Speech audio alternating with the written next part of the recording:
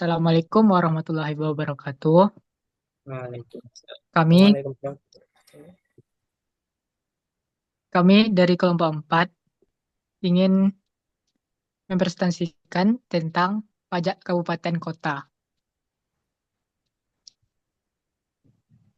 Untuk terlebih dahulu, kami memperkenalkan diri. Saya Muhammad Mahmud Haryanto Saya Razak dan Aulia teman Abdi. saya.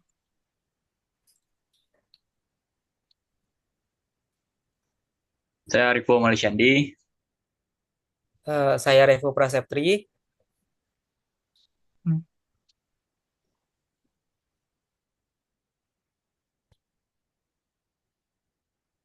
Untuk materi yang akan dijelaskan, yang pertama itu pajak barang dan jasa tertentu. Kedua, pajak reklame. Ketiga, pajak air tanah. Untuk pajak barang dan jasa tertentu akan dijelaskan oleh Raza Aulia Amdi. Untuk Raja dipersilakan. Baik, terima kasih kepada moderator. Saya akan mempresentasikan yaitu pajak barang dan jasa tertentu atau PBJT. Definisinya yaitu pajak barang dan jasa tertentu atau PBJT adalah pajak yang dibayarkan oleh konsumen akhir atas konsumsi barang dan atau jasa tertentu. Barang dan jasa tertentu adalah barang dan jasa tertentu adalah barang dan jasa tertentu yang dijual dan atau diserahkan kepada konsumen akhir. Tujuannya yaitu sebagai pendapatan pemerintah daerah yang berfungsi untuk pembiayaan daerah guna membangun dan mengembangkan masing-masing daerah yang bersangkutan. Next.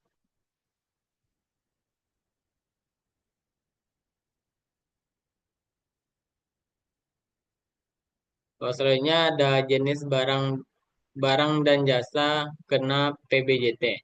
Merujuk pasal 50 UU HKPD, objek atau jenis barang dan jasa kena PBJT diantaranya yaitu ada penjualan atau penyerahan atau konsumsi makanan dan minuman, penjualan penyerahan konsumsi tenaga listrik, penjualan penyerahan konsumsi perhotelan, penjualan penyerahan konsumsi jasa parkir, dan penjualan penyerahan konsumsi jasa kesenian dan hiburan.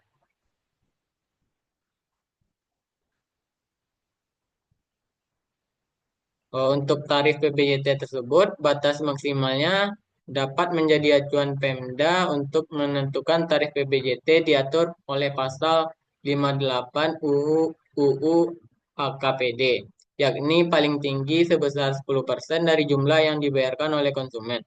Sedangkan khusus tarif PBJT atas jasa hiburan pada diskotek, karaoke, kelab malam, bar, dan mandi uap atau spa ditetapkan paling rendah 40% dan paling tinggi 75%.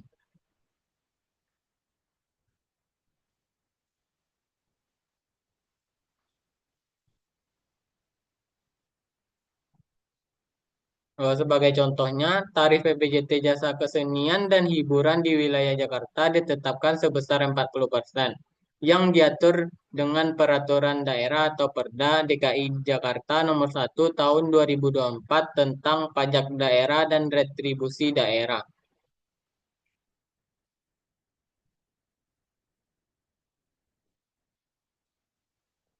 Contoh terutang PBJT seperti dalam penjelasan UU HKPD tersebut yaitu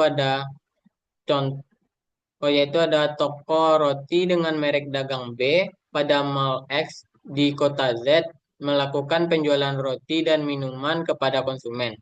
Roti diproduksi dari tempat lain atau dari pabrik rotinya. Kemudian didistribusikan melalui toko roti B untuk dijual kepada konsumen. Untuk meningkatkan pelayanannya kepada konsumen, toko roti B menyediakan meja dan kursi kepada konsumen untuk menyantap di tempat. Oleh karena itu, toko roti B tersebut merupakan restoran, sehingga atas penjualan roti dan minuman yang dilakukannya terutang PBJT.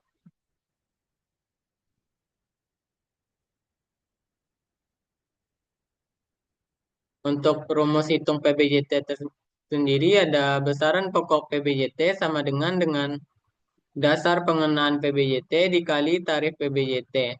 Contoh hitungnya yaitu ada Tuan AAA membeli makanan dan minuman di restoran BBB di Jakarta dengan total harga 500.000 dari masing-masing harga makanan 300.000 dan harga minumannya ada 200.000. Maka pengenaan PBJT makanan dan minuman yang dibeli Tuan AAA di restoran BBB dengan rincian sebagai berikut. Harga makanannya ada 300.000, harga minumannya ada 200.000, tarif PBJT Jakarta ada 10%.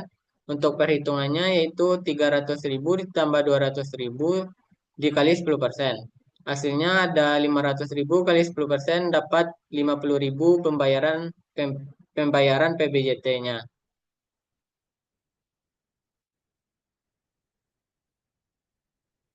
Dari contoh perhitungan PBJT di atas, maka Tuan AAA membayar makanan dan minuman beserta pajaknya dengan total Rp550.000 kepada restoran BBBB. Kemudian sebagai pihak yang memungut PBJT atas makanan dan minuman yang dijualnya dari usaha restoran tersebut, restoran BBB harus menyetor PBJT terutang ke kas daerah tempat usaha berada.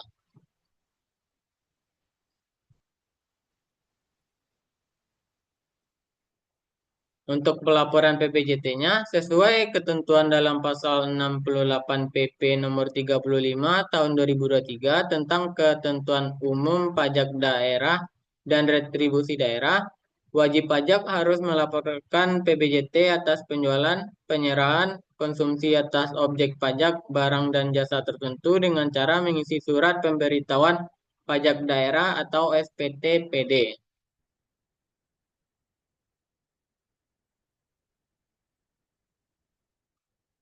Untuk batas waktu pembayaran dan pelaporan PBJT-nya yaitu untuk pembayaran harus dilakukan setiap bulannya atau masa pajak dengan jatuh tempo pembayaran PBJT pada tanggal 10 setiap bulannya.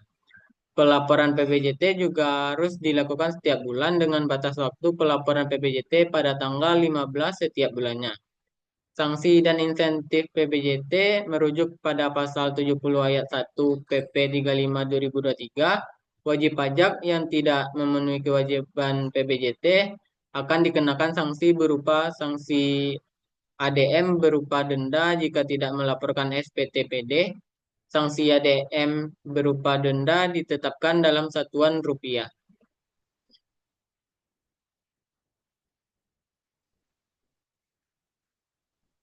Selanjutnya saya kembalikan kepada moderator.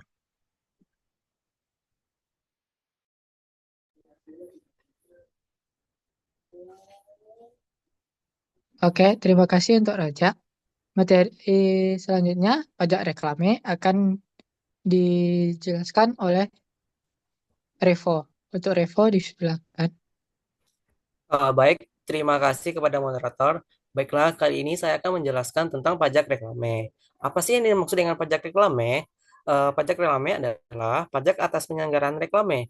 Reklame adalah benda, alat, perbuatan, atau media yang bentuk dan corak ragamnya dirancang untuk tujuan komersial, memperkenalkan, menganjurkan, mempromosikan, atau menarik perhatian umum terhadap sesuatu. Selanjutnya, kita akan melihat dari aspek objek pajak reklame yang merupakan penyelenggara reklame tersebut, yaitu ada reklame papan miliar, Videotron atau Megatron, reklame kain, reklame melekat atau stiker, reklame selebaran, reklame berjalan, termasuk pada kendaraan. Ada reklame udara, reklame apung, reklame film atau slide, dan reklame peragaan. Selanjutnya itu adalah subjek pajak. Subjek pajak reklame merupakan orang pribadi atau badan yang menggunakan reklame itu sendiri. Sedangkan dengan wajib pajak reklame merupakan orang pribadi atau badan yang menyelenggarakan reklame tersebut. Selanjutnya, kita lihat berdasarkan dasar pengenaan pajak. Pertama, dasar pengenaan pajak reklame merupakan dilihat dari nilai sewa reklame. Yang kedua, dalam hal reklame diselenggarakan oleh pihak ketiga, nilai sewa reklame ditetapkan berdasarkan nilai kontrak reklame. Yang ketiga, dalam hal reklame diselenggarakan sendiri, nilai sewa reklame dihitung dengan berdasarkan berbagai faktor.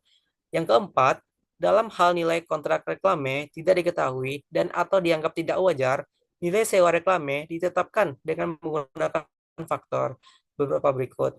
Yang kelima, perhitungan nilai sewa reklame ditetapkan dengan peraturan gubernur. Tarif pajak dari reklame itu ditetapkan sebesar 25%. Bagaimana cara perhitungan pajaknya? Besaran pokok pajak reklame yang terutang dihitung dengan cara mengalihkan dasar pengenaan pajak reklame, yaitu nilai sewa reklame dikali dengan tarif pajak reklame itu 25%. Saat terutang, pajak reklame ditetapkan pada saat terjadinya penyelenggaraan reklame. Ini merupakan contoh dari pajak reklame. Sebagai contoh, di Jalan Katib Sulaiman di Kota Padang, berlaku nilai sewa reklame papan biliar sebesar 4.400.000 meter kubik dalam jangka waktu penyelenggaraan 1 tahun. Jika suatu reklame papan atau biliar yang dipasang Jalan Katib Sulaiman memiliki ukuran 4 kali 8 meter dan jangka waktu penyelenggaraan 1 tahun, maka perhitungan pajak reklame sebagai berikut. 32 meter kubik kali dengan 4.400.000 dikali dengan 25% yaitu tarif pajaknya akan menghasilkan 35.200.000. Jadi pajak reklame yang terutang yang harus dibayarkan dalam jangka waktu penyelenggaraan 1 tahun reklame papan atau biliar di Jalan Katib Sulaiman adalah sebesar 35.200.000. Terima kasih. Saya kembalikan kepada moderator. Oke, terima kasih untuk Revo. Untuk materi selanjutnya, pajak air tanah akan dijelaskan oleh Rivo. Untuk Rivo disilakan. Terima kasih kepada moderator. Pajak air tanah atau PAT dalam konteks pajak daerah dan retribusi daerah. Pengertian dan dasar hukum. Pajak air tanah atau PAT adalah pajak daerah yang dikenakan atas pengambilan dan atau pemanfaatan air tanah oleh individu atau badan. Dasar hukum utama PAT diatur dalam Undang-Undang Nomor 28 Tahun 2009 tentang pajak daerah dan retribusi daerah, Undang-Undang PDRD. Khususnya pasal 76 sampai 79. Selain itu, pemerintah daerah mengatur lebih lanjut melalui peraturan daerah atau Perda.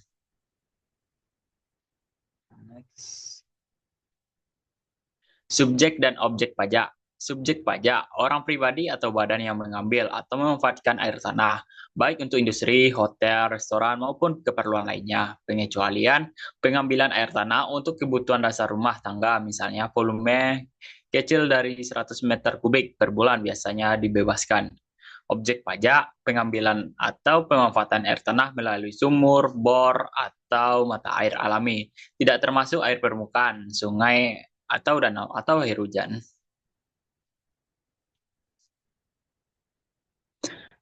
Tarif maksimal. Berdasarkan Undang-Undang PDRD, tarif PAT ditetapkan maksimal 20%, tetapi pemerintah daerah dapat menetapkan tarif lebih rendah, misalnya 10-15% melalui Perda. Dasar pengenaan pajak atau DPP, nilai perolehan air tanah atau NPH dihitung dengan rumus NPA sama dengan volume meter per kubik kali tarif dasar air tanah NPA sama dengan volume meter kubik dikali tarif dasar air tanah. Tarif dasar air tanah ditetapkan per daerah berdasarkan kelas pengguna, industri, komersial, rumah tangga, dan kondisi geografis.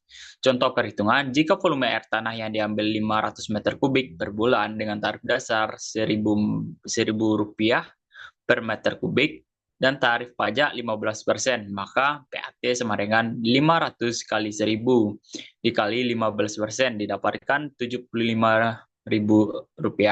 Rp75 per bulan. PAT sama dengan 500 kali 1.000 kali 15% sama dengan Rp75.000 per bulan.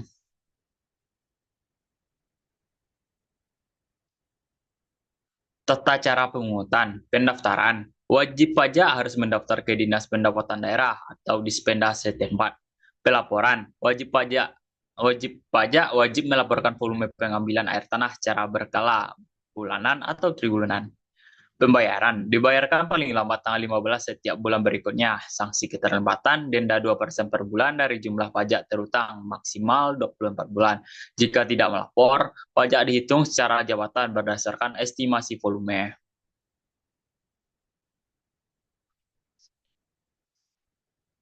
Fungsi dan manfaat PAT. Pendapatan daerah membiayai pembangunan infrastruktur dan pelayanan publik. Pengendalian lingkungan mencegah eksploitasi berlebihan yang menyebabkan penurunan permukaan tanah atau land subsidence atau intrusi air laut. Keadilan ekonomi, pengguna air tanah berkontribusi sesuai dengan volume yang dimanfaatkan.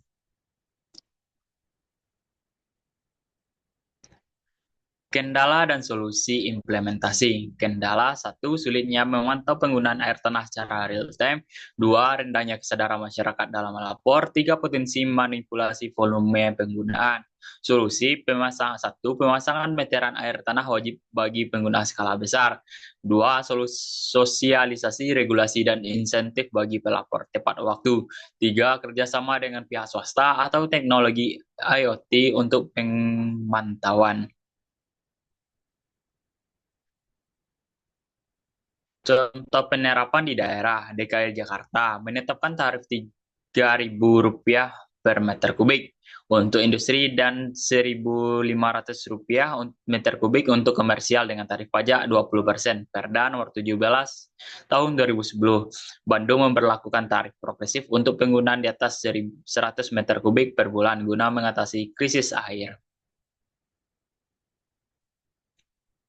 Perbandingan dengan pajak daerah lainnya, PAT termasuk dalam kategori pajak langsung seperti pajak bumi dan bangunan, berbeda dengan retribusi, misalnya retribusi parkir. PAT bersifat wajib dan tarifnya ditentukan berdasarkan volume penggunaan. Baik, itu saja dari saya. Saya kembalikan kepada moderator. Oke, terima kasih untuk Rivo. Sekian presentasi dari kelompok kami. Jika ada kesalahan, mohon dimaafkan. Dengan rekin kata, saya ucapkan Assalamualaikum